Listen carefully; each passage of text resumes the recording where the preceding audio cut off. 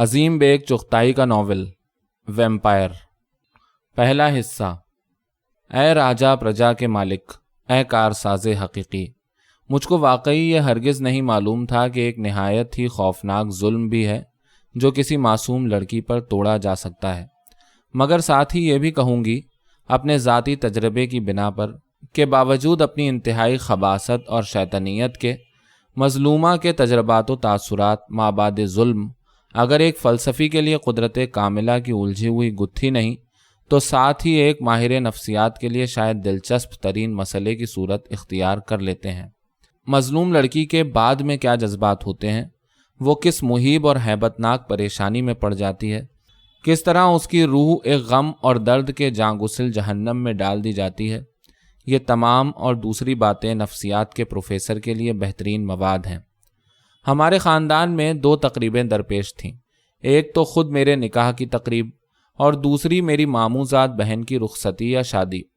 پہلے میرے نکاح کی رسم ادا ہوئی اور یہ طے پایا کہ رخصتی بعد میں کی جائے گی جب میرے شوہر پولیس ٹریننگ اسکول سے پاس ہو کر ملازمت پر جائیں گے۔ میرے نکاح کی تقریب کے سلسلے میں خوب مہمانداریاں ہوئیں اور اس کے بعد ہم سب قافلے کا قافلہ بن کر ماموں صاحب کے یہاں روانہ ہوئے۔ مومانی صاحبہ ماں اپنی بیٹی کے پیشتر ہی چلی گئی تھیں۔ سفر کی تیاریاں کی جانے لگیں۔ 1.5 درجن بیویاں ماں اپنے ہی بچوں کچوں کے سامان سفر تیار کرنے لگیں۔ ہم لوگ 12 بجے والی گاڑی سے روانہ ہوئے۔ بارات کا معاملہ، سب کے پاس تیسرے درجے کے ٹکٹ تھے اور بھیڑ بھاڑ کی وجہ سے اور جگہ کی قلت سے سب عورتیں جلدی میں ایک جگہ نہ بیٹھ سکیں۔ گاڑی میں 2 زنانے درجے تھے، اس لیے کچھ ایک میں بیٹھ گئیں اور باقی دوسرے زنانہ درجے میں بٹھا دی گئیں۔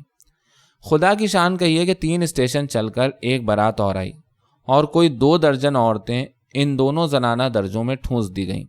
نتیجہ اس کا یہ ہوا کہ جگہ کے معاملے میں نفسی کا یہ عالم ہوا کہ جو جہاں بیٹھا تھا وہیں کا وہیں جم کر رہ گیا تاکہ کہیں کوئی جگہ نہ چھین لے۔ میں گاڑی کے انتہائی سرے پر ایک جگہ پر قبضہ کیے مزے سے کونے میں تکیہ لگائے اس طرح بیٹھی تھی کہ جب چاہوں آرام بھی کر سکوں۔ دوسری ساتھ والیاں ذرا آگے بڑھ کر گاڑی کے دوسرے حصے میں سکڑائی بیٹھی تھیں۔ میں ہی سب سے زیادہ آرام سے تھی۔ والدہ صاحبہ دوسرے درجے میں تھیں اور اس درجے میں اور بھی زیادہ غیر دلچسپ رشتہ دار تھے جن کے ساتھ کی وجہ سے سفر اور بھی تکلیف دہ ہو رہا تھا۔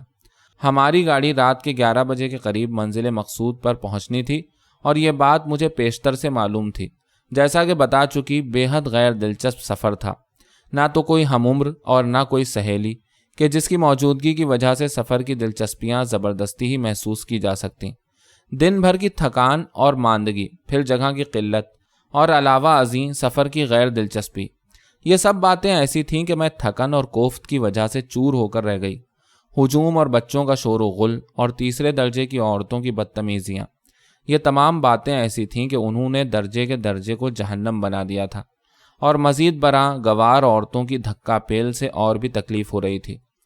خدا کر کے دوسری بارات والیاں ایک اسٹیشن پر اتر گئیں اور درجے میں ایسا معلوم ہوا کہ گویا سانس لینے کو جگہ نکل آئی۔ کچھ مجھے بھی پھیل کر بیٹھنے کا موقع ملا، مگر یہ سہولیت عارضی ثابت ہوئی اور دوسرے اسٹیشن پر بہت سی گواریاں گھس آئیں۔ میرے آس پاس گواریاں اور چماریاں اس قدر گھس آئیں کہ اور بھی جی گھبرانے لگا۔ چچی نے کہا بھی مجھ سے کہ ادھر آ جا، مگر میں باوجود گواروں میں محصور ہونے کے اپنی جگہ پر ضرورت سے زیادہ آرام سے بیٹھی تھی، لہٰذا وہیں جمی بیٹھی رہی۔ کھانے کا وقت آیا تو میں نے طبیعت میں ایسی گرانی محسوس کی کہ انکار کر دیا، مگر چچی نے زبردستی کر کے کھانے پر مجبور کیا۔ کہاں تو بھوک ہی نہ تھی اور کہاں کھانے جو بیٹھی تو پراٹھے اور دوسرے تکلفات جو سامنے آئے تو خوب سیر ہو کر کھایا۔ کھانا کھا کر میں پھر اپنی جگہ پر جلدی سے پہنچ گئی کہ کہیں کوئی قبضہ نہ کر لے۔ 10 بجے رات تک کا تو مجھے خیال ہے اندازن کہ میں جاگ رہی تھی اور ہوشیار تھی، مگر اس کے بعد ذرا پیر پھیلانے کی جگہ جو ملی تو ایسی غافل سوئی کہ خدا کی پناہ، تقدیر کا بدا پورا ہونا ہی تھا، اسی بہانے سے ہی صحیح۔ قدرت کے کھیل بھی زیادہ تر اتفاقات کا بہانہ ڈھونڈتے ہیں اور اکثر اتفاق نہیں بلکہ اتفاق پہ اتفاق۔ میں بے خبر ہو کر سو گئی، یہ اتفاق تھا۔ دوسرا اتفاق یہ کہ جس طرف میں بیٹھی تھی اس طرف اسٹیشن نہ آیا، یعنی منزل مقصود۔ تیسرے یہ اتفاق کہ اترنے والیاں اتر گئیں اور میں گویا سامان سفر تھی کہ دھری کی دھری رہ گئی۔ اور پھر ان اتفاق پر سب سے بڑا اتفاق یہ کہ ایسی موت کی نیند سوئی کہ آگے جا کر جاگنا بھی قسم ہو گیا۔ مجھے نہیں معلوم کہ رات کے کئے بجے تھے، مگر غالباً 12:30 یا 1 کا عمل ہوگا۔ ہوا میں قدرے خنکی تھی اور میں ایک چادر اوڑھے پڑی غافل سو رہی تھی کہ ایک نہایت ہی کرخت اور دلخراش آواز سے میں چونک پڑی۔ کسی نے نہایت ہی درستی کے ساتھ دیہاتی آواز میں کہا، یہ کون ہے؟ چاروں طرف محیب اور منحوس تاریکی چھائی ہوئی تھی۔ اس تاریکی میں آواز یہ کون ہے اپنی انتہائی درستی اور سختی کے ساتھ میرے دماغ میں بھالا مار کر سیاہی میں ڈوب گئی، اور آنکھ کھلتے ہی میرے کانوں نے بدبودار فضا کی تاریکی میں فاصلے پر انجنوں کی سنسناہٹ اور اکا دکا گاڑیوں کو ادھر سے ادھر گھسیٹنے اور چھوڑنے کی گڑگڑاہٹ سنی۔ مجھے آنکھیں کھولتے ہی ایسا معلوم ہوا کہ تاریکی اور تیرگی کا خوفناک عفریت یہ کون ہے کا بھالا مار کر سیاہی میں غوطہ مار گیا ہے۔ میری نظر ایک کھڑکی میں گول گول چیز پر پڑی، اور اس سے پہلے کہ میں کچھ سوچ یا سمجھ سکوں، ایک دیہاتی مگر نہایت ہی سخت آواز نے پھر وہی الفاظ دہرائے، ارے یہ کون ہے؟ میں اٹھ بیٹھی تھی اور جلدی سے میں نے سرہانے سے اپنا برقع نکالا، مگر میں کس طرح اس نامراد سناٹے اور تاریکی کی وجہ سے گھبرا کر اٹھی ہوں کہ بیان نہیں کر سکتی۔ میرے منہ سے نکلا، یہ کون اسٹیشن ہے؟ اسٹیشن کا نام معلوم کر کے میرے منہ سے ایک چیخ سی نکلی۔ مجھے ہوشیار کرنے والا دراصل ریلوے کا ملازم بھنگی تھا، اور اس نے اسٹیشن کا نام بتا کر پھر کہا، اترو گاڑی سے، گاڑی گودام میں لگی ہوئی ہے، اس میں سونے کا حکم نہیں ہے۔ واقعہ صاف تھا، میں سوتی ہوئی بہت آگے چلی آئی تھی۔ یہ بھی مجھ کو معلوم تھا کہ یہ گاڑی اس جنکشن پر پہنچ کر ختم ہو جاتی ہے۔ انجن نے گاڑی کو پلیٹ فارم سے کھینچ کر یارڈ میں لگا دیا تھا۔ ساری گاڑی خالی تھی اور میں اس گاڑی کی ہولناک تاریکی میں تنہا مسافر تھی۔ یا میرے اللہ، اب میں کیا کروں؟ کیسے واپس جاؤں گی؟ میرے پاس تو ایک کوڑی نہیں۔ یہ خیالات ذہن میں آنے بھی نہ پائے تھے کہ اس بھنگی نے مجھے خاموش دیکھ کر ایک اور لتاڑ دی، جلدی اترو گاڑی میں سے، کون ہو تم؟ میں نے 2 حرفوں میں اسے اپنی مصیبت سنائی، اور وہ بھی اس پریشان لہجے میں کہ مجھے توقع ہوئی کہ وہ میرے ساتھ ہمدردی کرے گا۔ یعنی میں اس بات کی اس سے متوقع ہوئی جس کے نام سے ریلوے ملازمین کو کوئی تعلق نہیں۔ چنانچہ اس نے میری بات سن کر نہایت ہی ریلویانہ سادگی سے کہا، ہم کچھ نہیں جانتے، تم اترو فوراً۔ میں نے فقیرانہ لہجے میں کہا کہ تم میرے گھر کسی بابو سے کہہ کر تار دلوا دو تو عمر بھر احسان نہ بھولوں گی۔ وہ بولا، ہم نہیں جانتے تاروار، ہم نہیں جائیں گے واپس اسٹیشن، تم خود چلی جاؤ، وہ سامنے اسٹیشن ہے، وہاں کسی بابو سے کہنا۔ اتنا کہہ کر وہ کچھ بڑبڑانے لگا۔ میرے پاس کچھ سامان تو تھا ہی نہیں۔ چاروں ناچار اتری۔ ایک تو پلیٹ فارم نہ تھا اور پھر اندھیرا، مگر جس طرح بن پڑا اتری۔ میرے اترتے ہی بھنگی نے پھر انگلی اٹھا کر کہا، وہ دیکھو اسٹیشن ہے، روشنی چمک رہی ہے۔ میں نے چاروں طرف کی سیاہی اور تاریکی پر غور کیا۔ بھنگی کے کہنے پر اسٹیشن کی طرف نظر ڈالی۔ ایک دم سے میں ڈر سی گئی۔ ایک زبردست بھوت تھا یا سگنل جو اپنی واحد سرخ آنکھ سے مجھے گھور رہا تھا، کس قدر منحوس معلوم ہو رہا تھا۔ مرتا کیا نہ کرتا، اب سوچی کہ راستہ کدھر ہے، کہیں راستہ بھی معلوم نہ ہوتا تھا۔ میں چاروں ناچار اسٹیشن کی روشنیوں ہی کی طرف بڑھی تھی کہ بھنگی کو شاید میری لاچاری پر رحم آ گیا۔ وہ دوسری طرف چلا تھا کہ رک گیا اور پکار کر مجھے راستہ بتایا کہ ادھر ہو کر جاؤ، مگر ساتھ ہی اتنا کہہ کر وہ لوٹا اور میرے قریب آ کر عذراہ انسانیت اور ہمدردی ہاتھ کے اشارے سے مجھے بتایا اور بولا، دیکھو وہ سامنے مال گودام کے بابو کا کوارٹر ہے، وہاں جا کر تم کہنا، اور وہ تمہاری ذات برادری کے یعنی مسلمان ہیں، وہ تمہاری مدد کریں گے۔ میں یہ سن کر خوش ہو گئی۔ میں نے خوشامد سے کہا، بھیا تو اتنا کر کے مجھے وہاں تک ذرا پہنچا دے۔ اور اس کو آمادہ پا کر میں نے جب پوچھا کہ بابو کے یہاں عورتیں بھی ہیں یا نہیں، تو اس نے جواب دیا کہ بیوی، بال بچے وغیرہ سب ہیں۔ میں خوش اب مہتر کے ساتھ چلی۔ وہ میری خوشامد سے متاثر ہو کر آگے آگے اور میں پیچھے پیچھے۔ تھوڑی ہی دور چل کر میں ایک تار میں الجھ کر گری۔ وہ بولا، دیکھو مائی، دیکھ کر۔ جلدی سے اٹھی، مہتر کو اطمینان دلایا کہ چوٹ نہیں لگی، اور پھر اسی طرح چلی، یعنی وہ آگے آگے اور میں اس کے پیچھے، اپنی بے بسی اور مصیبت اور اتفاق پر پرزور لیکچر دیتی ہوئی کہ کہیں یہ اپنا ارادہ ملتوی کر کے واپس نہ چلا جائے۔ تار اور ریل کی پٹریاں پار کر کے اور تھوڑا سا چکر دے کر مہتر نے مجھے ایک کوارٹر کے سامنے لا کر کھڑا کیا۔ ایک میلا سا پردہ دروازے پر لٹکا ہوا کہہ رہا تھا کہ اس میں عورتیں بھی رہتی ہیں۔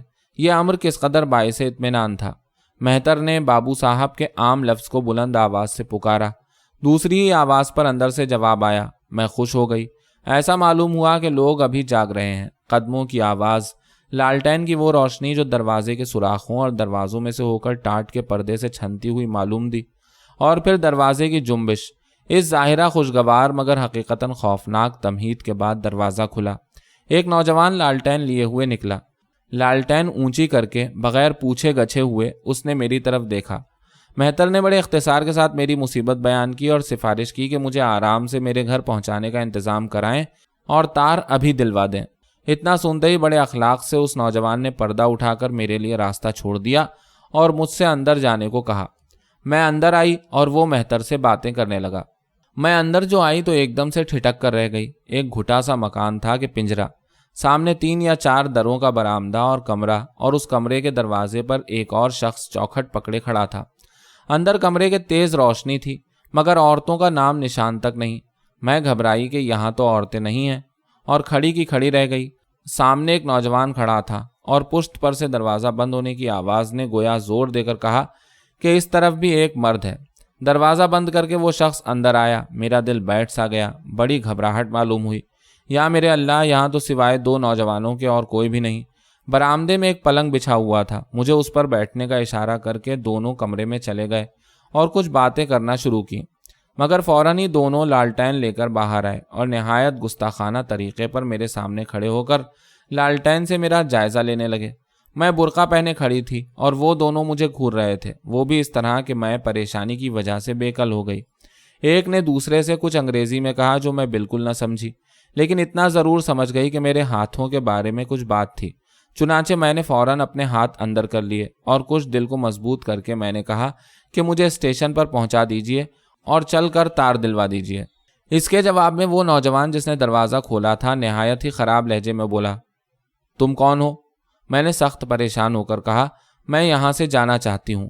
دوسرا جو تھا وہ بڑی رسانیت اور انسانیت سے بولا، تم اطمینان رکھو، کمرے میں چلی جاؤ، ہم دونوں باہر چلے جاتے ہیں، عورتیں ابھی آئی جاتی ہیں، گھبراؤ مت۔ اسی لیے پوچھتے تھے کہ عورتوں کو بلائیں، اگر کہو گی تو ابھی اسٹیشن پہنچا دیں گے، اور نہیں تو عورتوں کو سامنے کے کوارٹر سے بلوائے لیتے ہیں۔ تم اطمینان سے کمرے میں جا کر بیٹھو اور کمرہ اندر سے بند کر لو، ہم ابھی عورتوں کو بلواتے ہیں، گھبراؤ مت، ہم بھی آخر شریف اور بھلے آدمی ہیں۔ اتنا کہہ کر اس نے راستہ چھوڑ دیا اور اس کے آخری جملے سے مجھے سخت شرمندگی معلوم دی، تانا زنی سی معلوم ہوئی۔ میں سیدھے کمرے میں چلی گئی اور انہوں نے خود دروازہ بھیڑ دیا اور پھر کہا، ابھی عورتیں آتی ہیں، ابھی تار دیتے ہیں۔ میں کمرے میں پہنچی۔ اندر ایک تخت بچھا ہوا تھا، 2 پلنگ تھے، ان پر بچھونے بچھے ہوئے تھے، سامنے کھونٹی پر کپڑے ٹنگے ہوئے تھے۔ میں نے ادھر ادھر نظر ڈالی مگر کوئی ایسی چیز نظر نہ پڑی جس سے عورتوں کے وجود کا شبہ ہو سکتا۔ پلنگ پر بیٹھ گئی مگر بیٹھتے ہی میرے تن بدن میں ایک سنسنی سی محسوس ہوئی اور موت کی سی ٹھنڈک بیٹھ گئی۔ مجھے خیال آیا کہ کمرے میں مجھے نہ آنا چاہیے تھا، یہ تو غلطی پر غلطی ہوئی، مگر میں چاروں ناچار بیٹھ گئی اور قدرتاً میں نے باہر کی طرف کان لگائے کہ کیا ہو رہا ہے، مگر وہاں تو وہی سکوت نیم شبی تھا جس میں رہ کر انجنوں کی سنسناہٹ یا گاڑیوں کی گھڑگھڑاہٹ کے علاوہ دوسری کوئی آواز نہ تھی۔ مجھے خیال کہ باہر اب شاید کوئی نہیں، مگر فوراً ہی مجھے شبہ ہوا کہ باہر سرگوشیاں سی ہو رہی ہیں، یعنی برآمدے میں چپکے چپکے باتیں ہو رہی ہیں۔ آہستہ سے میں اٹھی، دوسرے دروازے سے چارپائی اڑی ہوئی تھی، چپکے سے اس کے نیچے ہو کر میں رینگ کر دروازے سے کان لگا کر سننے لگی۔ جو کچھ بھی میرے کانوں نے سنا وہ میرے خون جما دینے کو کافی تھا۔ میری عزت، میری آبرو، سب کچھ خطرے میں تھی۔ میں اسی طرح کان لگائے سن رہی تھی۔ میں نے سنا، خدا کی پناہ، میں نے اپنے کانوں سے سنا کہ ان دونوں میں یہ معاملہ درپیش ہے کہ ان دونوں میں سے کون میرے، خدا کی پناہ، ایک نوجوان اور بےکس لڑکی کی عزت خراب کرنے کے لیے 2 خونی درندے سازش کر رہے تھے۔ میں نے پھر غور سے سنا، 2 درندے میرے خلاف بدترین سازش کر رہے تھے۔ میں نے کیا سنا؟ الفاظ تو نہ دہرائے جا سکتے ہیں اور نہ دہرانے کے قابل ہیں، بلکہ سننے ہی کے قابل نہیں۔ وہ الفاظ جو انسانیت کے لیے باعث شرم ہیں۔ سیاہ بخت اور بدچلن اور آوارہ منش نوجوان دنیا کے بدترین جرم کرنے کی سازش کر رہے تھے۔ میں اسی طرح کان لگائے سن رہی تھی اور میں نے سنا کہ ساتھ ہی پاک بازی اور راست بازی اور شرم و حیا کے لا ینحل مسائل بھی درپیش ہیں۔ معلوم ہوا کہ بدترین ظلم اور بدترین جرم کے لیے بھی شرم و حیا اور پاک بازی نے کچھ قواعد مقرر کیے ہیں۔ ایک ایسے ظالم کے لیے بھی کچھ قواعد ہیں، وہ شرم و حیا اور پاک بازی کا قائل ہے اور شرم و حیا کا جذبہ اس میں بدرجہ عتم موجود ہے۔ وہ قواعد پاک بازی اور حیاداری کیا ہیں؟ میں نے غور سے ان تمام قواعد کو سنا اور ان پر مدلل بحث سنی۔ مجھے معلوم ہوا کہ ان دونوں نوجوانوں میں سے اگر ایک اس قدر بے حیا اور بے شرم اور ننگ انسانیت ہے کہ تجویز کر رہا ہے کہ دونوں کے دونوں اس خوفناک جرم میں حصہ لیں اور اس طرح ثابت کر دیں کہ شیطان کوئی چیز نہیں، خباثت کوئی شے نہیں، درندگی اور حیوانیت کوئی چیز نہیں، اور جو کچھ بھی ہیں وہ ہم ہیں، مگر ذرا غور کیجئے کہ اگر ایک اس درجہ بے حیا اور بے شرم اور خو کے مجسم تھا تو دوسرا بالکل ہی شرم اور پاک بازی کا مجسمہ۔ اس نے اس تجویز کی خباثت اور شیطانیت کا ایک عجیب و غریب طریقے سے اعلان کیا۔ اس نے دوسرے پر نفری کی اور اس کو فلسفیانہ طریقے سے کچھ اصول ذہن نشین کرائے، یعنی اس نے اپنے خبیث دوست سے کہا کہ اس کے نزدیک ایسی عورت دوست کی محترم ہو جاتی ہے اور اسی درجہ قابل احترام ہے جس درجہ کے منکوحہ عورت ہو سکتی ہے، یعنی دوست کی دست اندازی اس کے لیے ہر قطامہ، ہر حرافہ یا ہر مظلومہ کو وہی عرفہ و اعلیٰ درجہ دے دیتی ہے جس درجے کا صرف بیاہتا بیوی کو پبلک نے مستحق مانا ہے۔ قصہ مختصر، اس کے پاک بازی اور حیاداری کے فلسفے کا لب لباب یہ تھا کہ اگر کسی قطامہ یا حرافہ یا مظلومہ پر دوست کی نظر التفات پڑ گئی تو اس کے نزدیک وہ دوست کی ناموس ہو گئی اور وہ قابل احترام ہے، اور شرافت دراصل اسی کا نام ہے۔ یا میرے اللہ، میرے تمام ہوش و حواس زائل ہو گئے۔ میں وہ سن رہی تھی جس کے سننے سے بہتر ہے کہ کسی کنواری لڑکی کے کانوں میں گرم گرم سیسا پگھلا کر ڈال دیا جائے۔ شاید یہ میری قسمت کا حصہ تھا، اپنی ہی آبرو ریزی اور تباہی کی ہولناک تجویز سنوں اور اس پر رد و قدا ہو، اور یہ سب کچھ میرے کانوں میں پہنچے۔ یہ سب کچھ میری انوکھی اور قابل رشک تقدیر کا حصہ تھا۔ میں شاید ایک دم سے پاگلوں کی طرح چیخنے کا ارادہ کر رہی تھی۔ اندیشہ ہو رہا تھا کہ شاید انتہائی صدمے اور کرب کی وجہ سے بے ہوش ہوئی جا رہی ہوں۔ دماغ میں جیسے کوئی لوہار اپنا گھن چلا رہا تھا جس کی ضربوں سے دل ہل رہا تھا۔ ایک دم سے میری آنکھوں پر جیسے تیرہ و تار گھٹائیں جھوم کر آئیں۔ پردے آنکھوں کے چیر کر خوفناک تاریکی سچ مچ اندر گھس گئی۔ رات کی مہیب اور منحوس تاریکی ماں میری سیاہ بختی کے کچھ سنتے ہی میری آنکھیں چیر کر گھس گئی۔ جو کچھ بھی سنا اس کے سنتے ہی سر چکرا گیا۔ ہوش زائل تو تھے ہی، بس مردنی چھا گئی، وہ مردنی جو ایک بے خطا ملزم کے اوپر موت کا فیصلہ سن کر چھا جاتی ہے۔ شیطنت اور خباثت گویا انسانیت اور شرافت کا منہ چڑھا رہی تھی۔ میں نے اپنی تقدیر کا خونی فیصلہ خود اپنے کانوں سے سنا، مگر شاباش ہے ان خبیثوں کو جو باوجود اپنی بدباطنی اور خباثت کے قواعد مہمانداری کے بھی قائل تھے۔ ایک مہمان تھا اور دوسرا میزبان تھا۔ بحث اس طرح ختم ہوئی کہ میزبان نے نہ صرف مہمان کا فلسفہ شرم و حیا سمجھ لیا جس کی روح سے ہر قطامہ یا مظلومہ دوست کی ناموس ہو سکتی تھی، اور ساتھ ہی بربنائے روایات مہمانداری اپنے معزز اور پاکباز مہمان کی مدارات اور مہمانداری کے فرائض سے اس طرح سبکدوشی حاصل کی کہ خود میرے وجود سے بے تعلق مہمان سے کہہ دیا کہ تم میرے مہمان ہو اور تم جانو اور تمہارا کام۔ قصہ مختصر یہ تھا کہ فیصلہ جو میں نے اپنے کانوں سے سنا کہ اب یہ مہمان ہے اور میں ہوں، ادھر میں نے یہ آخری فیصلہ سنا اور ان کے اٹھنے کی آہٹ محسوس کی، اور ادھر میں تیزی سے چارپائی سے رینگ کر نکلی۔ زمین سخت اور آسمان دور، وہ مضمون میرا تھا۔ میں نے ہر چہار طرف سے گویا خطرے کی بو کو سونگھا۔ کمرے کی سخت دیواروں سے میری نظریں ٹکرا کر لوٹ آئیں اور میں نے لالٹین کی طرف نظر ڈالی۔ دفتن مجھے پھریری سی آئی۔ اس مختصر کمرے میں لالٹین کی بتی کی روشنی، مجھے معلوم ہوا کہ جیسے شیطنت اور خباثت کا اہرمن میری لاچاری اور سیاہ بختی پر ہنس رہا ہے۔ یہ روشنی نہیں ہے بلکہ ایک نہایت ہی مکروہ اور بھیانک صورت میں ایک خندۂ مسلسل ہے، ایک نفرت انگیز خندۂ مسلسل کا منحوس تخیل، نہایت ہی خوفناک۔ تن بدن میں خوف اور دھڑکے کا جادو تیر گیا۔ ایک لرزش سارے بدن پر طاری ہو گئی، سانس سینے میں رکتی سی معلوم دی، دم گھٹتا سا محسوس ہوا۔ ایک دم سے میں نے ہانپ کر اس کمرے کی کھڑکی کھولی جو واحد راستہ مکان کی پشت کی طرف معلوم ہوتی تھی۔ کھڑکی کھول کر میں اس میں سے باہر کودنے ہی کو تھی کہ بجلی کی تڑپ کے ساتھ ایک فولادی پنجہ تاریکی سے جھپٹ کر پہنچا۔ ایک چیخ کے ساتھ میری طرف سے پرزور کشمکش اور ادھر سے ایک شہزور آدمی کے فولادی ہاتھ کا جھٹکا۔ ایک زور کے دھکے سے میں چیخ کر پلنگ پر گری، اور قبل اس کے کہ میرے منہ سے دوسری چیخ نکل سکے یا میں سنبھل سکوں، میرا گلا خونی پنجے کی گرفت میں تھا۔ حملہ آور نے دوسرے ہاتھ سے کھڑکی جو بند کرنے کی کوشش کی تو میں پھڑپھڑا کر پنجے سے نکل گئی، مگر کھڑکی مضبوطی سے بند کرتے ہی وہ جلاد میرے سر پر، میرے سامنے ایک تپائی آ گئی، اور اب جان پر کھیل کر میں نے وہ تپائی اٹھائی اور اس کا حربہ بنا کر میں نے خونفشاں آنکھوں سے اپنے حملہ آور کو دیکھا۔ بجائے ڈر کے میرے تن بدن میں غصے کا جوش تھا اور مرنے مارنے پر میں تل گئی۔ تپاہی کا حربہ تان کر میں نے ڈپٹ کر کہا، بدماش دور ہو، سر پھاڑ دوں گی، خبردار جو آگے بڑھا، شیطان کہیں کا۔ میری ہمت مردانہ اور مجھے اس طرح آمادہ دیکھ کر وہ کچھ جھجک سا گیا، کہنے لگا، تمہارا چیخنا غل مچانا بیکار ہے۔ آنکھیں نکال کر اور دانت پیس کر میں نے کہا، بزدل کہیں کا، کمینہ، کیسا چیخنا اور کیسا غل مچانا؟ ہوش میں آ، بھیجا پھاڑ دوں گی، تو نے سمجھا کیا ہے؟ اس نے کہا، معلوم ہوتا ہے کہ تم یوں نہ مانو گی۔ اتنا کہہ کر کچھ آگے بڑھا۔ خبردار، میں نے ڈانٹ کر کہا اور تپاہی کو بلند کیا، مگر چشم زدن میں وہ انتہائی صورت کے ساتھ میرے اوپر حملہ آور ہوا۔ میں نے پوری قوت سے تپاہی کو دونوں ہاتھوں سے مضبوطی سے پکڑ کر اس کے سر پر ایک زبردست وار کیا۔ اس نے ہاتھوں سے تپاہی کو روکا، مگر میرا ہاتھ بھرپور پڑا تھا اور اس کے تپاہی کی پوری ضرب لگی اور وہ چکرا کر بائیں طرف کو گرا۔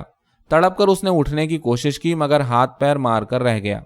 میں نے غور سے اب اسے چارپائی پر کھڑے کھڑے دیکھا۔ کروٹ کے بل اوندھا پڑا ہوا تھا۔ ایک دم سے مجھے پھریری سی آئی، کیونکہ اس کے سر سے خون بہہ رہا تھا۔ میں کچھ خوفزدہ سی ہو گئی، کہیں مر تو نہیں گیا۔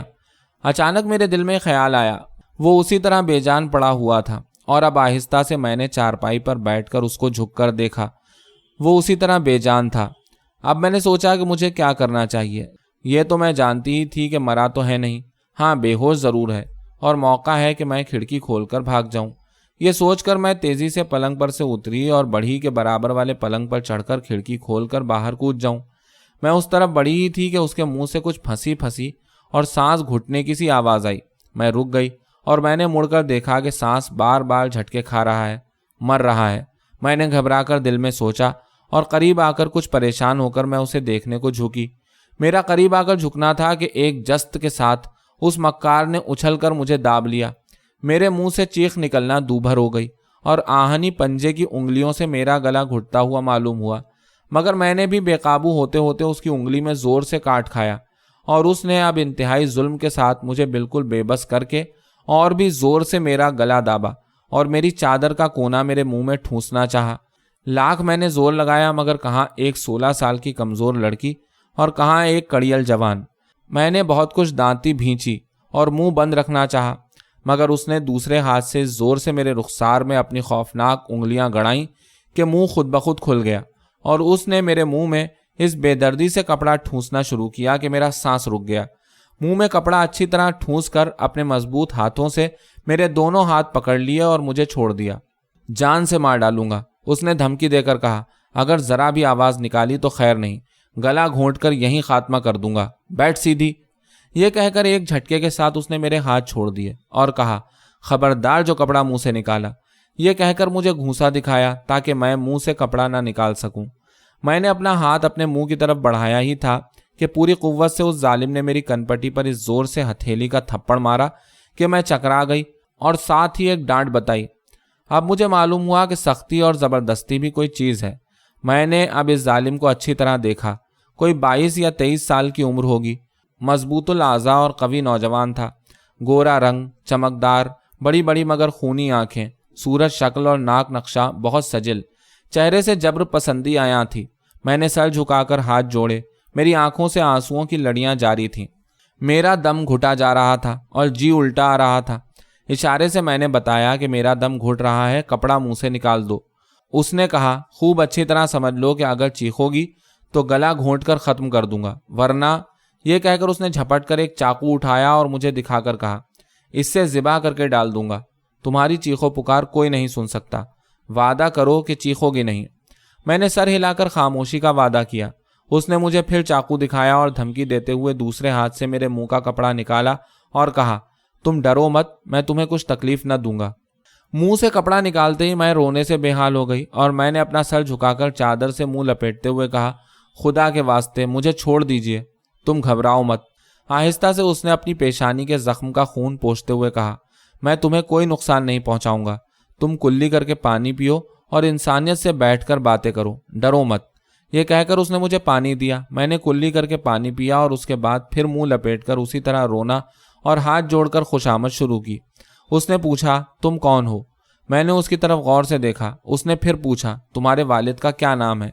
اب میں نے دل میں سوچا کہ نام بتاؤں یا نہ بتاؤں۔ خیال آیا کہ بے عزت کرنے والا میرے ماں باپ کا پتہ لگا کر ان کو بھی ذلیل اور رسوا کرنا چاہتا ہے۔ میں ہرگز نہیں بتاؤں گی۔ اگر اس موذی نے مجھے بے عزت کیا تو میں جان دے دوں گی اور کسی کو پتہ بھی نہ چلے گا کہ اس کے ماں باپ کون تھے۔ چنانچہ یہ سوچ کر میں چپ کی چپ رہی اور کچھ نہ بولی۔ مجھے خاموش دیکھ کر اس نے پوچھا، تمہاری شادی ہو گئی ہے؟ میں نے کپڑے میں منہ چھپائے ہوئے آنکھ کے گوشے سے اس کی طرف غور سے دیکھا۔ اس نے دوبارہ زور دے کر پھر یہی سوال کیا تو میں نے کچھ سوچ کر سر ہلا کر نفی میں جواب دیا کہ شادی نہیں ہوئی ہے۔ اس کے بعد پھر میرے شہر کا نام پوچھا۔ میں کچھ نہ بولی تو اس نے پوچھا کہ تم کہاں جانا چاہتی ہو؟ اس کے جواب میں نے اس مقام کا نام بتایا جہاں جا رہی تھی اور کہا کہ خدا کے واسطے مجھے پہنچا دیجیے۔ یہ مختصر تمہید تھی میری مصیبت کے آغاز کی۔ بدکار اور مکار کی عیاریاں، خدا کی پناہ، وہ باتیں جو اب اس نے مجھ سے کرنا شروع کی، میں نے سنی تو کیا کہیں پڑھی بھی نہ تھیں۔ لفظ تھے کہ برچیاں، دل کٹ گیا، صدمے سے پسینہ سا آ گیا، گندے اور بازاری عشق و محبت کے دعوے اور تمام وہ مکروہ الفاظ جو عموماً آج کل کے کامیاب افسانہ نویس اپنے افسانوں میں دکھا سکتے ہیں۔ چنانچہ یہ تمام عفونت آمیز باتیں اس کی طرف سے تھیں اور میری طرف سے سوائے میری اپنی پاک بازی یا دیانتداری اور خوشامد اور خدا کے واسطے کے اور کیا دھرا تھا؟ ماں تمام ان خوشامدانہ حرکات و سکنات کے جو ایک بے رحم کے دل میں رحم پیدا کر سکتے ہیں۔ میری حالت کا اندازہ لگائیے۔ ایک نوجوان لڑکی بعد نسبت ہونے یا نکاح ہونے کے اپنی مخصوص نسوانی معصومیت کے ساتھ اپنی آنے والی خوش آئند متاحل زندگی پر کس اطمینان سے نظر ڈالتی ہے۔ تمام جذباتی دنیا سے خالی الذہن ہو کر وہ ایک عجیب و غریب دل خوشکن تخیل میں ڈوب جاتی ہے۔ آئندہ زندگی کا دل خوشکن سما اس کی آنکھوں میں پھر جاتا ہے، وہ پیارا گھر جس میں وہ اور اس کے غریب شوہر دونوں آرام، چین اور سکون سے ایک اطمینان کی زندگی بسر کریں گے۔ چنانچہ ایسی لڑکی پر یہ مصیبت پڑے تو اس کی حالت ایسے وقت میں کیا ہوگی؟ آئندہ زندگی کا خیال ایسے موقع پر دہاڑے مار کر رونے پر مجبور کرتا ہے۔ پھر ایک وہ لڑکی جس کا نکاح ہو چکا ہو۔ میں سوچ رہی تھی کہ میرا نکاح نہ ہوا ہوتا اور میں کسی اور کی نہ ہو چکی ہوتی تو میں اس وحشی درندے ہی کو ایسے موقع پر قبول کر لیتی، ضرور بضرور اسے راضی کر لیتی کہ تو مجھے چاہتا ہے تو ابھی 2 گواہوں کو بلا اور مجھ سے نکاح کر لے۔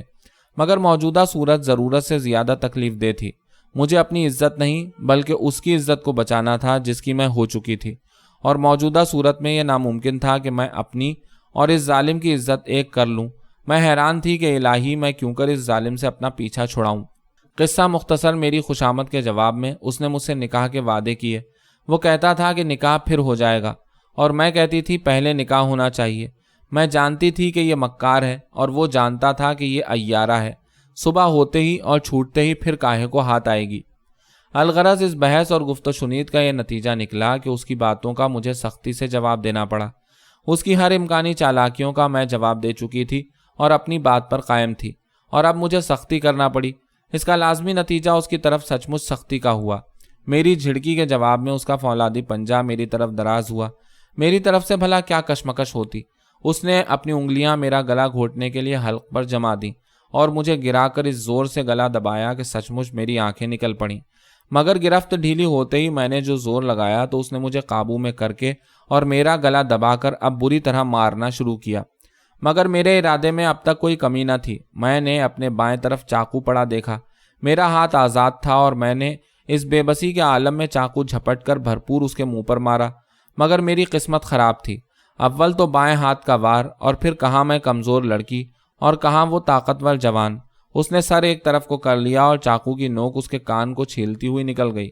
اس نے چاقو چھین کر دور پھینکا اور پھر میرے جو منہ میں کپڑا ٹھونس کے بند کر کے مجھے بری طرح مارنا شروع کیا ہے تو سچ مچ مجھے مارتے مارتے بھرتا کر دیا۔ مگر پھر بھی وہی کشمکش تھی، حتیٰ کہ اس نے تنگ آ کر ہاتھ مروڑ کر میری مشقیں پشت کی طرف دونوں ہاتھ کر کے خوب اچھی طرح دوپٹے سے باندھ دیں۔ میرے دونوں ہاتھ پشت پر بندھے ہوئے تھے اور منہ میں کپڑا اس بری طرح ٹھسا ہوا تھا کہ سانس بند ہوا جا رہا تھا۔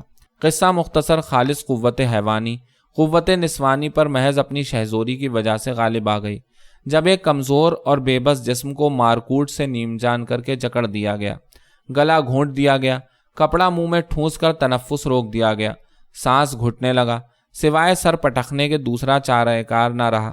انتہائی صدمے اور سانس کے گھٹنے سے روح پرواز کرتی معلوم دی۔ آنکھوں میں چکر آ گیا۔ آخری مرتبہ میں نے سانس کی تکلیف سے زور سے زمین پر سر دے مارا۔ سانس اور بھی زیادہ گھٹا، آنکھیں نکلی پڑتی تھیں اور میں بے ہوش ہو گئی، اور وہ مضمون ہوا کہ مردہ بدست زندہ۔ میری آنکھ کھلی اور مجھے ہوش آیا تو میں نے اس وحشی اور ظالم کو اپنے پہلو میں موجود پایا۔ اپنی تباہی پر میرے منہ سے ایک ضعیف سی چیخ نکلی اور میں پھر بے ہوش ہو گئی۔ تمام وہ تکالیف جو ایک ظالم پہنچا سکتا ہے مجھے پہنچائی جا چکی تھیں۔ بترس از آہ مظلوماں کے ہنگامے دعا کردن، اجابت از در حق بہر استقبال می آید۔ یعنی مظلوم کی آہ سے ڈرو کہ جب وہ دعا کے لیے ہاتھ بلند کرتا ہے تو خدا کی جانب سے دعا کی قبولیت استقبال کرتی ہے۔ ظالم، اف، یہ کس قدر محیب اور خوفناک لفظ ہے۔ خود ظالم شاید شیطنت اور خباثت کی ایک نہایت ہی خوفناک چیخ ہے۔ گندگی اور نجاست کا دیو، گناہ اور مذلت کا خون آشام بھوت اپنی انتہائی خباثت کی ترنگ میں آ کر اپنا سفلی اور پلید ناچ شروع کرتا ہے، یا ایک ظالم اس خوفناک جرم کا ارتکاب کرتا ہے۔ بے شک یہ ظلم اور یہ فعل گناہ اور نجاست کے غلیظ دیوتا کا خبیث ترین رقص ہے۔ تمام کائنات کا ازلی نور بجھ جاتا ہے جب بد چلنی اور خونخواری ایک ظالم کے پنجے میں کسی معصوم لڑکی کو سپرد کر دیتی ہے۔ معلوم ہوتا ہے کہ جیسے خدا کی سلطنت اٹھ گئی اور یزداں پر نعوذ باللہ اہرمن غالب آ گیا۔ قدرت کاملہ شاید معطل ہو گئی، ورنہ کیا وجہ کہ چرخ نیلو فری اسی طرح اپنے محور پر قائم ہے۔ نظام عالم میں کوئی فرق نہیں آیا، دنیا اسی طرح محو کار ہے، عابد اسی طرح اشکبار ہے اور ظالم اسی طرح مخمور و مسرور ہے۔ دنیا اسی رفتار پر ہے، کسی چیز میں کچھ فرق نہیں آیا۔ گویا یہ قیامت خیز حادثہ اپنے نتائج اور تاثرات کے لحاظ سے شاید میری ہی ذات تک محدود ہے کہ میری تو کائنات بدل گئی، عزت و آبرو گئی، کہیں کی نہ رہی، مگر دنیا وہی دنیا رہی۔ مگر سوال یہ ہے کہ کیا میرے لیے بھی؟ ہرگز نہیں۔ اپنی عصمت و عفت پر ڈاکہ پڑتے ہی میں خود دنیا سے ایک الگ سی چیز ہو کر رہ گئی تھی۔ خود میری ذات دنیا کا بوجھ ہو گئی، ننگے خاندان ہو گئی، باپ کی دولت گئی تو شوہر کی عزت لٹ گئی۔ مگر ظالم خود ان تفکرات سے بے نیاز اور آزاد ہے۔ وہ شیطان کا سپوت اور خباثت کا ولی عہد ہے۔ اس کا یہ فعل خود اس کی نجس اور پلید زندگی میں واقعی ایک کارنامہ شمار ہونے کی چیز ہے۔ شیطنت کی چوکھٹ پر جبی سائی ایک ظالم کا مذہبی فرض ہے، اور اس بھیٹ کے لیے اگر کوئی بہترین تحفہ ہو سکتا تھا تو وہ میری عصمت اور عزت، جسے ایک عقیدت مند پجاری نے جبر و تشدد اور ظلم سے حاصل کر کے شیطنت کے مندر پر چڑھا دیا۔ میں نے دیکھا کہ پاکیزگی نے مجھ سے منہ موڑ لیا ہے، انسانیت شل ہو گئی ہے، معصومیت کو پھانسی دے دی گئی ہے اور اس کی لاش کو نجس اور گھناؤنے درندے بھنبوڑ رہے ہیں۔ نفاست اور نیکی کے فرشتے کو گلا گھونٹ کر مار ڈالا گیا ہے اور اس کی متعفن لاش میں کیڑے بجبجا رہے ہیں اور اس کی ہڈیوں کو نجاست اور عفونت کے کتے چچوڑ رہے ہیں۔ میں نہیں رو رہی تھی، بلکہ عصمت اور عفت اور عزت اور آبرو خود اپنی میت پر رو رہی تھی۔ اگر ہر پاک باز اور عصمت مآب دوشیزہ مجسم اسلام ہے تو اس کے ساتھ ظلم کرنے والا مجسم یزید ہے۔ وہ یزید پلید جس نے کربلا کے خونی میدان پر دوشیزہ اسلام کے ساتھ جبر کیا، جس نے دوشیزہ اسلام کو اپنے آہنی پنجے میں دبوچ لیا اور چاہا کہ اس کی عصمت دری کرے، وہ کامیاب ہوتے ہوتے رہ گیا۔ ذبح عظیم کی پیشن گوئی پوری ہوئی اور یزید کے سے خونی زانی اور اسلام کے بیچ میں خون حسین در آیا، اور قربانی کی بدولت دوشیزہ اسلام کی عصمت و عفت بچ گئی۔ اور دیکھیے کہ اس کی پیشانی پر وہی دوشیزگی کا نور ہے، اس کے عارض گلگوں پر وہی وحدت اور عصمت کی جھلک ہے، مگر اس کی آنکھوں میں البتہ خون ہے، اور یہ تمام دنیائے اسلام کے لیے ایک پیہم اور مسلسل درد ہے۔ مگر یہ ایک سوال تھا، میری آنکھیں خالی گئیں، میری فریاد کی کوئی سنوائی نہیں۔ یہ ناممکن ہے، مگر واقعہ تو واقعہ تھا۔ جس طرح کربلا کا واقعہ باوجود یزید کی ناکامی کے دنیائے اسلام کے لیے ایک پیہم اور مسلسل درد ہے، اسی طرح بلکہ اس سے بھی زیادہ ایک غریب اور معصوم لڑکی کا بے آبرو ہونا اس کے عزیز و اقارب کے لیے ایک پیہم اور مسلسل درد ہے۔ وہ درد جس کی کسک دائمی ہے، وہ ٹیسیں جن کی تپکن 7 پشت تک نہیں جاتی۔ کسی کروٹ قبر میں بھی چین نہیں ملتا۔ لوگ قبر کو بھی دیکھ کر یہی کہتے ہیں کہ یہ اس کی قبر ہے جس لڑکی کے ساتھ یہ ظلم کیا گیا تھا۔ ایک کوڑ اور کلنک کا ٹیکا خاندان کی جبیں پر انمٹ ہو کر رہ جاتا ہے، اور یہ وہ موقع ہے کہ ایک مقنن چیخ اٹھتا ہے کہ سماجی قوانین نہ صرف سخت ہیں بلکہ حد درجہ بے رحم اور ظالم۔ یہ سب کچھ تو ایک طرف، مگر ادھر ظالم کے چہرے پر فرط انبساط سے کامرانی اور خوش دلی آیا۔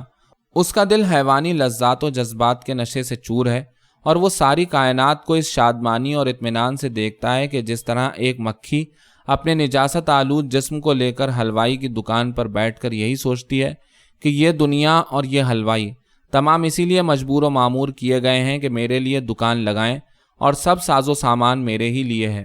میں نے سوچا کہ میں کیا تھی اور اب کیا ہوں۔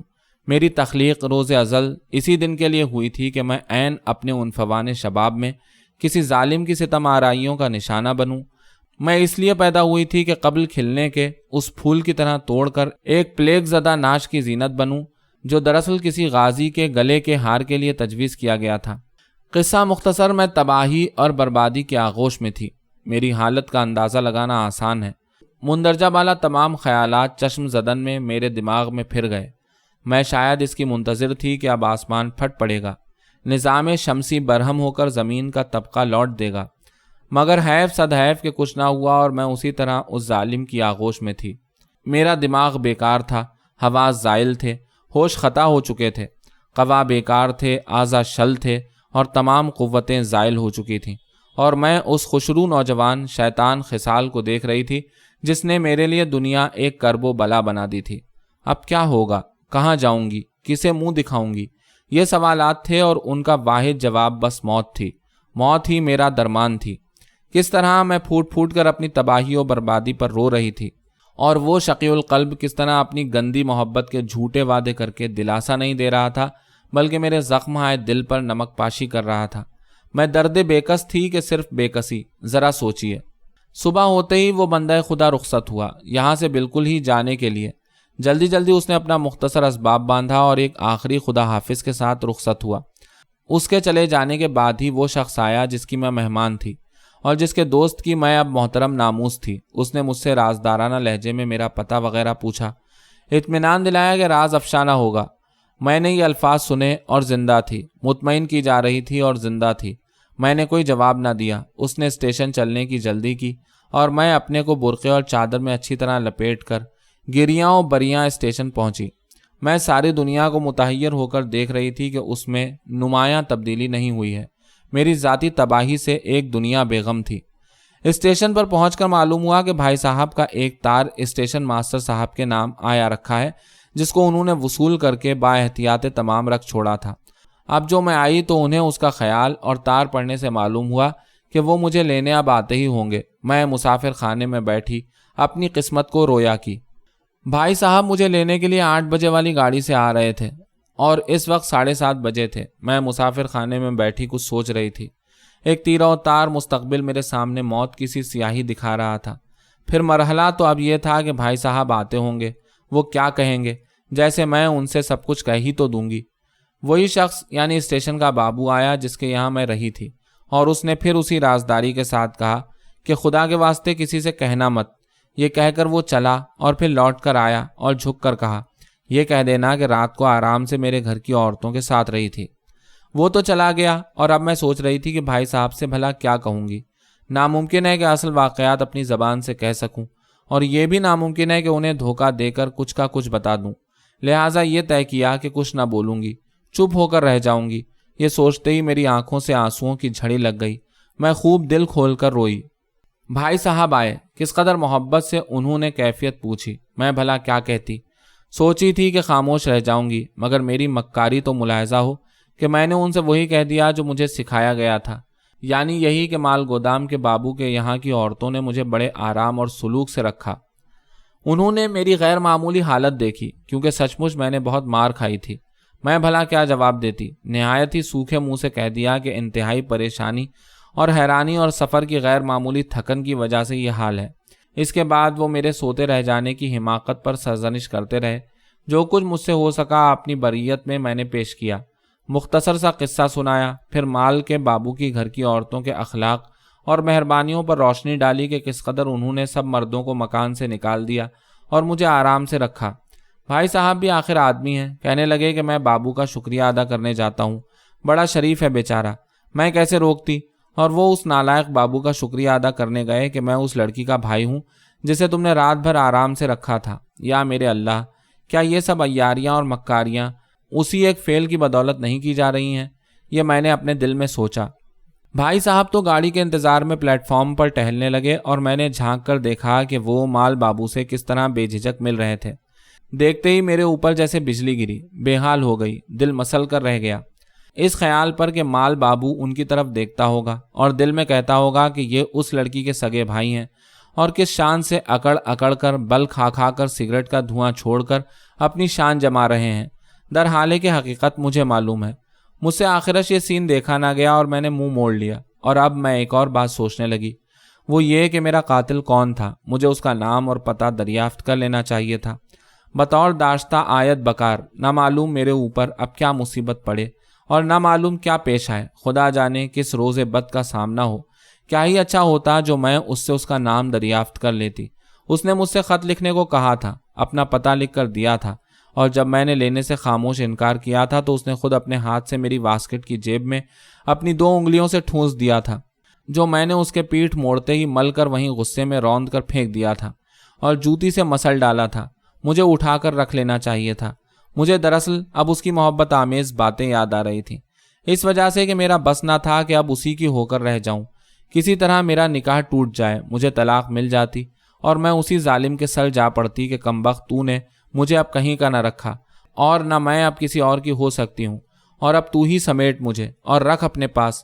میں نے غور کیا تو اب میں سوائے اس کے اور کسی کے لائق ہی نہ تھی، ایک دنیا کے لیے بیکار تھی۔ مجھے گھر جانا بھی گراں گزر رہا تھا، بس یہی جی چاہتا تھا کہ یا تو موت آ جائے اور یا کسی نہ کسی طرح میرا نکاح توڑ کر مجھے اس کے سر منڈ دیا جائے۔ مگر یہ اب کیسے ممکن تھا؟ میرے پاس تو اس کا پتہ تک نہ تھا، اس کا نام تک مجھے معلوم نہیں تھا۔ میں نے کیسی غلطی کی؟ میں اسی سوچ میں غلطاں اور پیچاں تھی کہ گاڑی چیختی چنگاڑتی، بل کھاتی، دندناتی اور دھواں نہیں بلکہ میری تباہی پر ایک خوفناک اور حقارت آمیز تمسخر اڑاتی اور قہقہے لگاتی پلیٹ فارم میں در آئی۔ بھائی صاحب نے مجھے لے جا کر زنانہ درجے میں بٹھایا اور میں نے ایک کونے میں منہ لپیٹ کر اپنی تقدیر پر دل ہی دل میں رونا شروع کیا۔ 2-4 مسافر عورتیں بھی تھیں اور مجھے ان سے آنکھ ملانا دوبھر ہو رہا تھا، محض اس خیال سے کہ یہ بیچاریاں مجھے اپنی طرح سمجھتی ہوں گی اور یہ خیال بھی نہ کر سکتی ہوں گی کہ میرے ساتھ کوئی ظلم ہوا ہے۔ سفر میرا کوئی بہت طویل نہ تھا، چشم زدن میں کٹ گیا۔ میں آنکھ بند کیے ایک کونے میں منہ چھپائے چپ چاپ بیٹھی رہی۔ ماموں صاحب کے گھر جو پہنچی تو مجھے صحیح و سلامت دیکھ کر سب لوگ بہت خوش ہوئے۔ پھر ویسے بھی گھر کیا، بس یہ کہیے کہ خوشی کا اکھاڑا بنا ہوا تھا۔ مجھے دیکھ کر خوش ہونے والیوں سے میرا بس نہ تھا کہ کہتی کہ خوشی نہیں بلکہ رونے کا مقام ہے۔ راستے میں سوچی تھی کہ اپنی مصیبت کا حال کم از کم اپنی ماموزاد بہن سے تو ضرور ہی کہہ دوں گی جس کی شادی میں آئی تھی، مگر اب معلوم ہوا کہ یہ ناممکن ہے۔ لیکن بہت جلد سب نے یہ محسوس کیا کہ میں غمگین اور ضرورت سے زیادہ غمگین اور اداس ہوں، یعنی اتنی غمگین اور اداس کہ انہیں مجھ سے پوچھنا پڑا۔ میں نے سفر کی تھکان اور پریشانی کا عذر کیا اور وہ چپ ہو رہیں، لیکن میرا غم یا میری اداسی ایسی نہ تھی جو محض سفر اور پریشانی کی وجہ سے ہوتی۔ نتیجہ یہ کہ پوچھنے والیوں نے شاید یقین نہیں کیا اور پھر پوچھا، اور میں نے پھر وہی جواب دیا تو پھر زور دے کر پوچھا، گویا یقین کرنے سے انکار کر دیا، مگر میں نے بھی زور دے کر ان کو یقین دلایا کہ دوسری کوئی وجہ تھی ہی نہیں۔ مجبوراً مجھے غور سے دیکھ کر چپ ہو گئیں، مگر میری اداسی اس قدر غیر معمولی تھی کہ ماموزاد بہن نے 2-3 بار پوچھنے کے بعد سچ مچ جرا شروع کر دی۔ لاکھ اسے سمجھاتی ہوں کہ بہن کچھ نہیں، مگر اسے یقین ہی نہیں آتا۔ وہ یہی کہتی ہے کہ سفر کی تھکن نہ ہوئی، ایک مصیبت ہو گئی، کہ ہنسنا بولنا تو خیر بند ہو گیا، مگر یہ کیا کہ ایک دم سے تم تو سہم کر رہ گئی ہو، آخر معاملہ کیا ہے؟ میں نے جس طرح بن پڑا اسے خاموش کیا اور وہ چپ ہو گئی، لیکن پھر موقع پا کر الجھ پڑی اور اب کہ اس نے صاف طور پر کہہ دیا، ہو نہ ہو بہن، کچھ دال میں کالا ضرور ہے، کیا کسی پر عاشق ہو گئی ہو؟ میں نے سچ مچ جل کر کہا، کمبخت، زبان کو تیری آگ لگے، دلہن بنی بیٹھی ہے اور ہاتھ بھر کی زبان چلا رہی ہے۔ قصہ مختصر میں نے خوب جھاڑا، مگر سب بے سود، کیونکہ وہ کیا، میری حونق شکل دیکھ کر سب کے سب میرے درپے ہو گئے اور مجھے شادی کی شرکت وبال ہو گئی، مگر میں انکار پہ انکار ہی کیے گئی۔ لیکن پھر بھی یہ جملے سننا ہی پڑے۔ ایک دم سے یہ بجھ کر رہ گئی، نہ ہنستی ہے نہ بولتی ہے، آج گمسم کیوں ہے، یہ اسے کیا ہو گیا، وغیرہ وغیرہ۔ نوبت بائیجا رسید کے میں نے بگڑنا شروع کیا اور 2-1 کو اچھی طرح لتاڑ دیا، مگر بھلا ان باتوں سے کیا ہوتا ہے؟ میں اپنے غم میں مبتلا رہی اور شادی کی گہما گہمی مجھے ایک مصنوعی مجمع سا معلوم ہوا۔ ظاہر ہے کہ میں نے کس طرح اس میں شرکت کی ہوگی۔ جب وہاں سے واپسی ہوئی تو میری جان جیسے آفت سے چھوٹی۔ میں سکون اور یکسوئی کی متلاشی تھی اور شادی کی گڑبڑ میرا دماغ اڑائے دیتی تھی۔ مجھے پوری توقع تھی کہ گھر پر مجھے سکون قلب حاصل ہوگا اور میں آئندہ کے لیے کچھ سوچ سکوں گی۔ گھر کو جائے سکون کے بجائے تکلیف کی جگہ پایا۔ 2-4 عورتوں نے سر جوڑ کر میری طرف دیکھ دیکھ کر سرگوشیاں کی اور اس کے بعد مجھ سے الٹی سیدھی جرح کی۔ نتیجہ یہ کہ مجھے دل ہی دل میں قائل ہونا پڑا کہ ضرور بضرور میری حالت میں اس قدر نمایاں فرق اس روز سے پیدا ہو گیا ہے کہ جو مجھے دیکھتا ہے وہ سوال کرنے اور خود میری طرف سے متفکر ہونے پر مجبور ہے۔ چنانچہ میں نے اپنے دل پر جبر کر کے اپنی خاموشی کو توڑ دیا۔ کونا تلاش کرنے کی فکر کے بجائے ایک مصنوعی بے فکری اور خوشدلی کے ساتھ باتونی بننے کی کوشش کی۔ ہر امکانی کوشش کی کہ سچ مچ جو کچھ گزرا ہے بھول جاؤں اور بھلا دوں۔ چنانچہ فوراً یہی رویہ اختیار کر لیا۔ اس میں مجھے کافی کامیابی ہوئی۔ دل نے بھی یہی کہا کہ جو ہونا تھا سو ہو گیا، اب اس کا سوچ کیا، دیکھا جائے گا۔ چنانچہ یہ سوچ کر محض دھیان بٹانے کے لیے اپنی سہیلی عارفہ کے یہاں چلی گئی۔ وہاں سے واپس آ کر 2-4 روز کے لیے خود اسے بلا لیا۔ پھر اس کے 2-4 روز کے بعد مجھے بخار آ گیا۔ کوئی 10 روز تک بری طرح بیمار رہی۔ سر کے درد اور بخار کے مارے مری جاتی تھی اور از خود سب کچھ بھول گئی۔ بیماری سے جو اٹھی ہوں تو گزشتہ واقعات بہت کچھ محو ہو چکے تھے اور محو ہو رہے تھے۔ اب اس طرف سے قدرے سکون تھا۔ بھول چکی تھی اور بھول رہی تھی۔ بہت جلد بات آئی گئی سی معلوم ہونے لگی اور سچ مچ بھول گئی۔ عبرت